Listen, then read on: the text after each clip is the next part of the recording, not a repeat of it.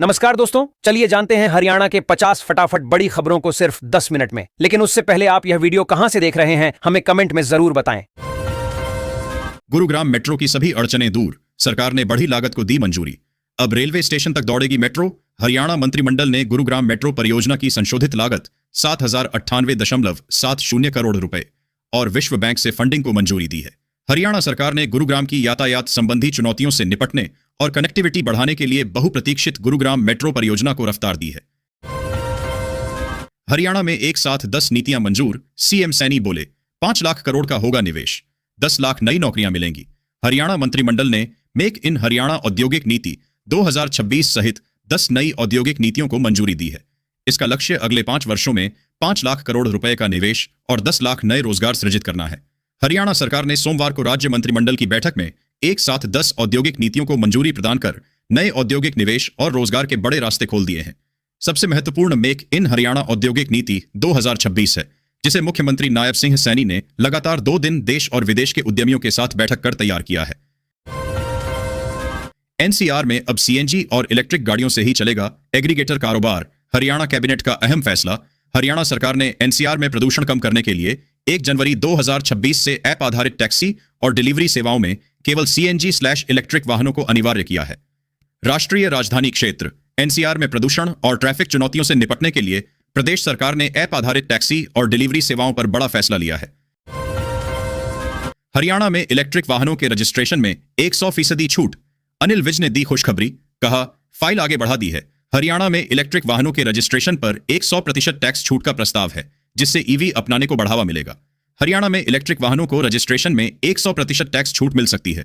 परिवहन मंत्री अनिल विज ने सोमवार को बताया कि राज्य में चंडीगढ़ और दिल्ली की तर्ज पर इलेक्ट्रिक वाहनों के रजिस्ट्रेशन में 100% टैक्स छूट देने के लिए फाइल आगे बढ़ा दी है। जीएसटी से पहले का 1 लाख रुपए तक का बकाया टैक्स, ब्याज और जुर्माना होगा माफ। हरियाणा सरकार ने दी बड़ी राहत। हरियाणा सरकार ने छोटे व्यापारियों को राहत देते हुए जीएसटी से पहले के पुराने टैक्स विवादों के लिए हरियाणा एकमुश्त निपटान योजना ओटीएस 2026 को मंजूरी दी है। हरियाणा में छोटे व्यापारियों को राहत देते हुए प्रदेश सरकार ने वस्तु एवं सेवा कर जीएसटी लागू होने से पहले के पुराने टैक्स विवादों और बकाया वसूली के मामलों को खत्म करने के लिए बड़ा कदम उठाया है। चुलकाना धाम में श्री श्याम बाबा मंदिर के लिए बनेगा अलग श्राइन बोर्ड, हरियाणा कैबिनेट से मिली हरी झंडी। हरियाणा कैबिनेट ने पानीपत के चुलकाना धाम स्थित श्री श्याम बाबा मंदिर के लिए श्री बाबा खाटू श्याम श्राइन बोर्ड के गठन को मंजूरी दी है। पानीपत जिले में स्थित चुलकाना धाम में श्री श्याम बाबा मंदिर के प्रबंधन के लिए अलग श्राइन बोर्ड बनेगा। मुख्यमंत्री नायब सिंह सैनी की अध्यक्षता में सोमवार को हुई मंत्रिमंडल की बैठक में श्री बाबा खाटू श्याम श्राइन बोर्ड के गठन के लिए अध्यादेश लाने की मंजूरी दे दी गई। हरियाणा में नियमित होंगी अनाधिकृत औद्योगिक कॉलोनियां, कैबिनेट मीटिंग में लगी मुहर। पढ़ें अहम फैसले। हरियाणा सरकार ने अनाधिकृत औद्योगिक कॉलोनियों को नियमित करने और औद्योगिक भूखंडों के उपविभाजन को मंजूरी दी है।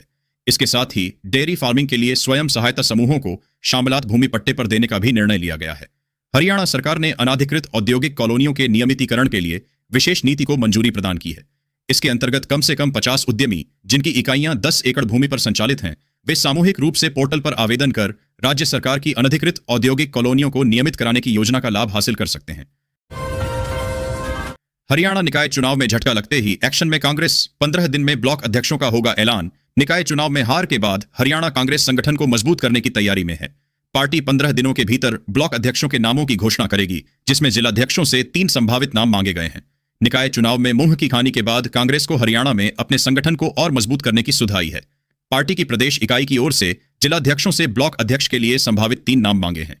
लिस्ट में एक महिला को भी शामिल करने को कहा गया है। प्रमोशन लेटर में अपमानजनक भाषा पर भड़का हरियाणा राजकीय महाविद्यालय शिक्षक संघ महानिदेशक को सौंपा पत्र। हरियाणा राजकीय महाविद्यालय शिक्षक संघ ने करियर उन्नति योजना कैस के तहत पदोन्नति पत्र में शिक्षकों के लिए झूठे दावे और धोखाधड़ी जैसे शब्दों के प्रयोग पर आपत्ति जताई है। हरियाणा राजकीय महाविद्यालय शिक्षक संघ ने करियर उन्नति योजना कैस के तहत पदोन्नति के लिए उच्चतर शिक्षा विभाग द्वारा जारी पत्र की भाषा पर आपत्ति जताई है। शिक्षकों के लिए झूठे दावे और धोखाधड़ी जैसे शब्दों का प्रयोग गरिमा को ठेस पहुंचाने वाला बताते हुए संघ ने महानिदेशक को भी पत्र सौंपा है। एक्शन में हरियाणा सरकार, जनगणना ड्यूटी से बच रहे 33 कर्मचारियों पर केस दर्ज, 80 से अधिक पर कार्रवाई की तैयारी। हरियाणा में जनगणना कार्य में लापरवाही बरतने वाले कर्मचारियों पर सरकार ने सख्त कार्रवाई शुरू कर दी है।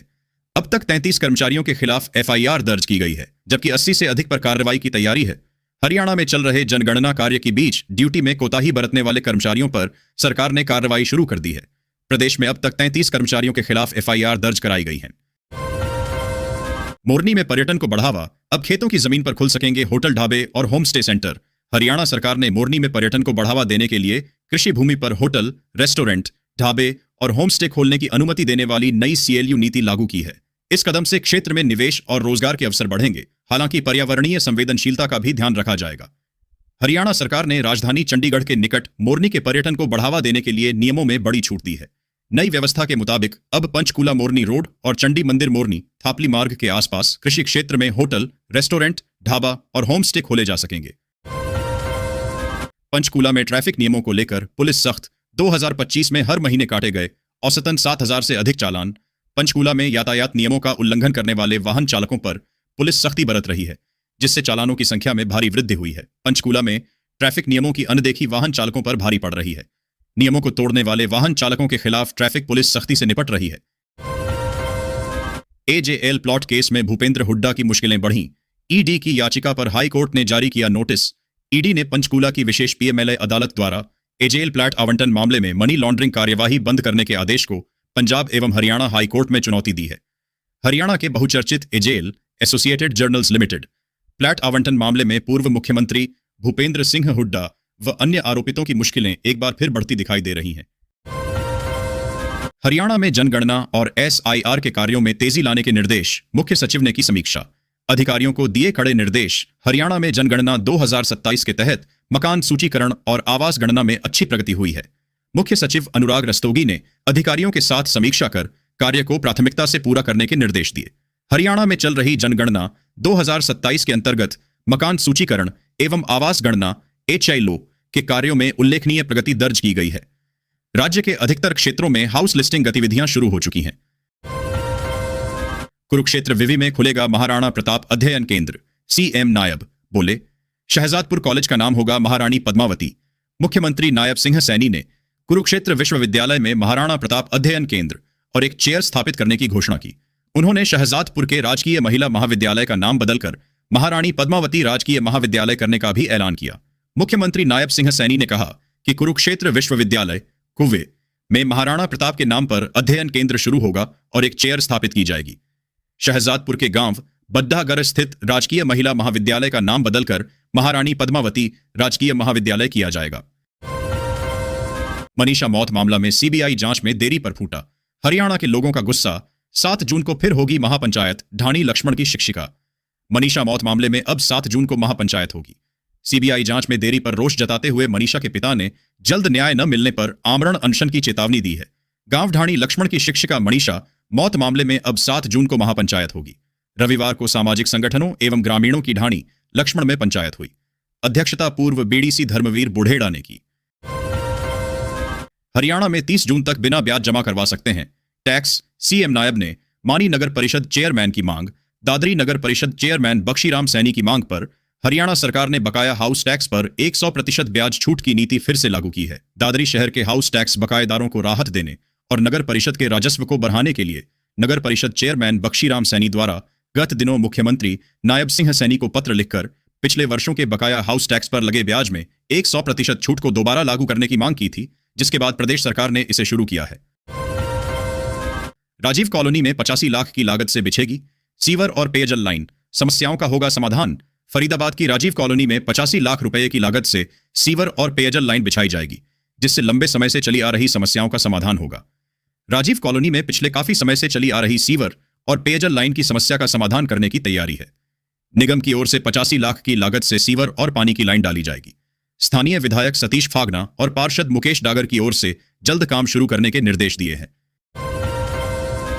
फरीदाबाद में मेवला अंडरपास से सिद्धदाता आश्रम तक बनेगी नई सड़क, जलभराव से मिलेगी मुक्ति। फरीदाबाद में मेवला अंडरपास से सिद्धदाता आश्रम तक सड़क निर्माण कार्य शुरू हो गया है, जिससे सूरजकुंड की दिल्ली आगरा राजमार्ग से सीधी कनेक्टिविटी मिलेगी और जलभराव से राहत मिलेगी। मेवला अंडरपास से लेकर सूरजकुंड रोड स्थित सिद्धदाता आश्रम तक सेक्टर 45 से 46 डिवाइडिंग सड़क बनाने के काम की शुरुआत हो गई है। इससे दिल्ली आगरा राष्ट्रीय राजमार्ग की सूरजकुंड से सीधी और सुगम कनेक्टिविटी होगी, जिसका लाभ 2 लाख से अधिक लोगों को होगा। फरीदाबाद के प्रजनन एवं स्वास्थ्य शिशु केंद्रों पर अब 24 घंटे मिलेगी एम्बुलेंस सुविधा, खुले रहेंगे गेट। फरीदाबाद में एक महिला की अस्पताल के गेट पर डिलीवरी होने की घटना के बाद अब प्रजनन एवं स्वास्थ्य शिशु केंद्रों पर 24 घंटे एम्बुलेंस उपलब्ध रहेगी। अब प्रजनन एवं स्वास्थ्य शिशु केंद्र में 24 घंटे एम्बुलेंस उपलब्ध रहेगी, जिससे कि आपात स्थिति में गर्भवती को घर से संस्थान तक लाया जा सके। सभी सरकारी संस्थानों के प्रवेश द्वार हर समय खुले रहेंगे ताकि मरीजों को कोई परेशानी ना हो। एससीएस स्वास्थ्य डॉक्टर सुमिता मिश्रा ने प्रदेश ने सभी जिला सिविल सर्जन को इस बाबत बेहतर व्यवस्था बनाने के निर्देश दिए हैं। इस निर्देश के आने के बाद civil surgeon doctor Jayant Ahuja ने विभाग के अधिकारियों की बैठक की। फरीदाबाद में नगर निगम का डबल गेम, जनता को 900 टीडीएस का पानी, कर्मचारी पी रहे 99 टीडीएस का मिनरल वाटर। फरीदाबाद में आम नागरिकों को आपूर्ति किया जा रहा पानी गुणवत्ता मानकों पर खरा नहीं उतर रहा है, जिसमें टीडीएस की मात्रा 902 तक पाई गई है। औद्योगिक नगरी में आम नागरिकों के घर द्वार तक पहुंच रहा पानी गुणवत्ता के मानकों की कसौटी पर खरा नहीं उतर रहा है। कई जगह बूस्टर के पानी में टीडीएस की मात्रा 399 से 400 है, तो कहीं 900 से भी अधिक है। स्वास्थ्य विशेषज्ञ इस तरह के पानी के सेवन को सेहत के लिहाज से नुकसानदायक मानते हैं। फरीदाबाद के सेक्टर 8 में बनेगा मल्टी स्पेशियलिटी अस्पताल, मुख्यमंत्री ने दी मंजूरी। फरीदाबाद के सेक्टर 8 में मल्टी स्पेशियलिटी अस्पताल बनाने की योजना को मुख्यमंत्री ने मंजूरी दे दी है, जिसका शिलान्यास जल्द होगा। कैबिनेट मंत्री विपुल गोयल ने सेक्टर 7 में जलभराव, सड़क चौड़ीकरण, हॉकी पिच और मार्केट सौंदर्यीकरण सहित कई विकास कार्यों का शुभारंभ किया। सेक्टर 8 में मल्टी स्पेशियलिटी अस्पताल बनेगा। इस योजना को मुख्यमंत्री की मंजूरी दे दी है। जल्द ही इस काम का शिलान्यास किया जाएगा। यह बात प्रदेश के कैबिनेट मंत्री विपुल गोयल ने कही। मानसून की आफत पर जीएमडीए का action plan, Delhi Jaipur highway पर अब नहीं डूबेगी सर्विस लेन। गुरुग्राम में दिल्ली जयपुर हाईवे के नरसिंहपुर क्षेत्र में जलभराव की समस्या से निपटने के लिए जीएमडीए ने नई योजना बनाई है। दिल्ली जयपुर हाईवे पर नरसिंहपुर क्षेत्र में हर मानसून के दौरान होने वाले भारी जलभराव से राहत दिलाने के लिए गुरुग्राम महानगर विकास प्राधिकरण जीएमडीए ने नई योजना तैयार की है। निवेशकों की पहली पसंद बना रहेगा गुरुग्राम। नई नीति से 10 लाख युवाओं के लिए खुलेंगे रोजगार के द्वार। हरियाणा की नई औद्योगिक नीति से गुरुग्राम साइबर सिटी के औद्योगिक विकास को गति मिलेगी, जिससे 5 लाख करोड़ रुपए का निवेश और 10 लाख से अधिक रोजगार के अवसर पैदा होने की उम्मीद है। आईटी, टेलीकॉम, ऑटोमोबाइल, गारमेंट एवं मेडिकल सेक्टर के हब के रूप में पहचान बनाने वाली साइबर सिटी की चमक आने वाले वर्षों में और बढ़ेगी। यह चमक प्रदेश सरकार की नई औद्योगिक नीति से बढ़ेगी। उद्यमियों का मानना है कि नई औद्योगिक नीति से हर क्षेत्र में निवेशकों का तेजी से आकर्षण बढ़ेगा, क्योंकि हर क्षेत्र के निवेशकों को प्रोत्साहित करने का प्रावधान किया गया है। अब डिपो वाले नहीं मार पाएंगे डंडी। राशन की चोरी रोकने के लिए गुरुग्राम में आई नई हाईटेक मशीनें। गुरुग्राम में राशन वितरण को पारदर्शी बनाने और अनियमितताओं पर रोक लगाने के लिए खाद्य एवं आपूर्ति विभाग ने नई पीओएस और आधुनिक वेट मशीनें उपलब्ध कराई हैं। राशन वितरण की शिकायतों के समाधान और पारदर्शी वितरण व्यवस्था के लिए विभाग ने शुरू की नई पहल की है। लगातार सामने आ रही राशन वितरण में अनियमितताओं और उपभोक्ताओं की शिकायतों के बीच खाद्य एवं आपूर्ति विभाग ने पारदर्शिता बढ़ाने की दिशा में बड़ा कदम उठाया है। गुरुग्राम के 3 गांवों को जल्द मिलेगा साफ पानी। दूषित भूजल की समस्या से हजारों लोग हैं परेशान। गुरुग्राम के बंधवाड़ी, ग्वाल पहाड़ी और बालियावास गांवों को दूषित भूजल की समस्या से निजात दिलाने के लिए जल्द ही मिलेगा। गुरुग्राम में नगर निगम क्षेत्र के ग्राम बंधवाड़ी, ग्वाल पहाड़ी और बालियावास गांव के लोगों को जल्द ही साफ पेयजल मिलने की उम्मीद जगी है। लंबे समय से दूषित भूजल की समस्या झेल रहे इन गांवों में अब नहरी पानी की आपूर्ति शुरू करने की तैयारी की जा रही है। हरियाणा में भीषण गर्मी का प्रकोप, 44 डिग्री पहुंचा तापमान। लू का येलो अलर्ट जारी। हरियाणा में रविवार को तापमान में वृद्धि हुई। सिरसा में 44 डिग्री सेल्सियस दर्ज किया गया। 22 मई तक लू चलने का येलो अलर्ट जारी किया गया है। प्रदेश में रविवार गर्म रहा। राजस्थान सीमा के साथ लगते जिलों में गर्म हवाएं चलने से तापमान में 2 डिग्री का उछाल आया है। इसके चलते प्रदेश में सिरसा का तापमान 44 डिग्री सबसे ज्यादा दर्ज किया गया। नीट पेपर घोटाला, देश के युवाओं के भविष्य पर हमला। कुमारी सैलजा ने सरकार पर साधा निशाना। सांसद कुमारी सैलजा ने नीट परीक्षा में कथित पेपर लीक और अव्यवस्थाओं को देश के करोड़ों छात्रों के भविष्य से खिलवाड़ बताया है। सांसद कुमारी सैलजा ने एनआईटी परीक्षा में सामने आए कथित पेपर लीक और अव्यवस्थाओं को देश के करोड़ों छात्रों के भविष्य के साथ खिलवाड़ करार दिया है। सांसद ने कहा कि भाजपा सरकार की गलत नीतियों और शिक्षा व्यवस्था में बढ़ते भ्रष्टाचार ने मेहनती छात्रों और उनके परिवारों के सपनों को तोड़ दिया है। आरटीई दाखिलों पर हरियाणा सरकार सख्त। नियम तोड़ने वाले निजी स्कूलों की रद्द होगी मान्यता। हरियाणा शिक्षा विभाग ने आरटीई के तहत गरीब छात्रों को दाखिला न देने वाले निजी स्कूलों पर सख्ती बढ़ा दी है। निदेशालय ने 21 मई तक एडमिशन पोर्टल पर छात्रों की स्थिति अपडेट करने का अंतिम अवसर दिया है, जिसके बाद मान्यता रद्द करने तक की कार्रवाई हो सकती है। हरियाणा में शिक्षा का अधिकार अधिनियम के तहत गरीब छात्रों को दाखिला नहीं दे रहे निजी स्कूलों को लेकर शिक्षा विभाग ने सख्ती बढ़ा दी है।